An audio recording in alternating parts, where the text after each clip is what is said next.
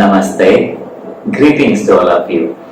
Grandmaster Shiva அவர்களுடைய Creative Transformation Golden Lotus Sutras on Spiritual Practice இந்த புத்தகத்திலிருந்து On Spiritual Practice அப்படிங்கிற டாபிக்ல இன்னைக்கு வரக்கூடிய முக்கியமான சூத்ரா என்னங்கிறத இப்ப பார்க்கலாம். Spirituality is connected with practicality.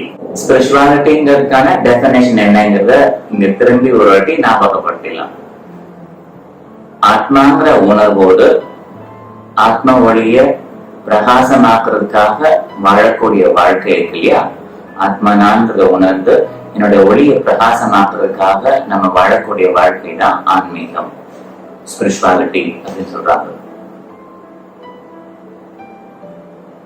இந்த ஆன்மீக வாழ்க்கை it is connected with practicality அப்படின்னு சொல்லிடுறாங்க.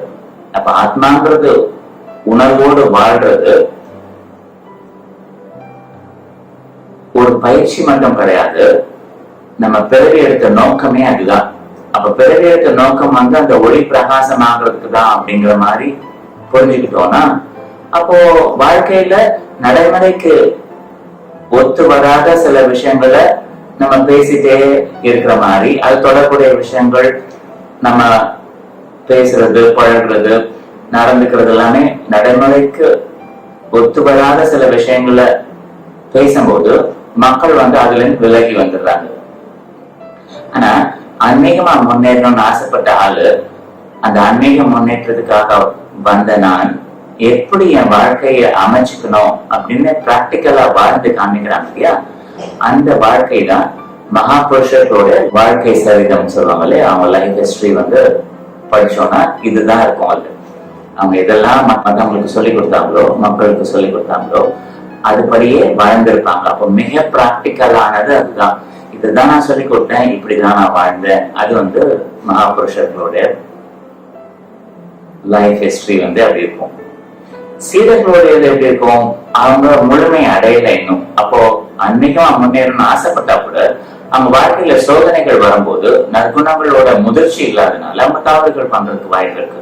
அப்ப பேசுறதும் அவங்க செய்யறதும் வித்தியாசமா இருக்கிறதுக்கு வாய்ப்பு இருக்கு. அதனால அவங்க பிராக்டிக்கலா இல்லைன்னு சொல்ல முடியாது. பிராக்டிக்கலா முயற்சி பண்றாங்க, ஆனா தோத்து போயிட்டு இருக்காங்க. தோத்து போனதுனாலதான் போன வாட்டி என்ன சொன்னாங்க, நேற்று சொன்ன சூத்ரால வில் எடுத்துக்கோங்க, சங்கல்பம் பண்ணிக்கோங்க, நான் ஜெயிச்சு ஆவேங்கிற சங்கல்பம் வைங்க, will do follow the teachings நீங்க வைங்க அப்படிங்கறத சொல்லிட்டாங்க நேற்று சொன்னதுல. இன்னைக்கு வந்து அப்படி வாழ்றது தான் பிராக்டிக்கலானது அப்படிங்கிறது ஞாபகப்படுத்திட்டாங்க. நமக்கு அகெயின் இன்யூமரபிள் ரிமைண்டர்ஸ் மாதிரி சீடர்களா முன்னேறணும்னு நினைக்கிறவங்களுக்கு, ஆத்மாங்கிற உணர்வோடு வாழக்கூடியவங்களுக்கு திரும்ப திரும்ப ஞாபகப்படுத்தின பல்வேறு சூத்ரால லாஸ்ட் செவரல் டேஸா நம்ம சொல்லக்கூடிய எல்லா சூத்ராவும் அந்த டிசைபிள்ஸ்க்கான ரிமைண்டர் தான். இதை குறிச்சு வச்சுக்கலாம்.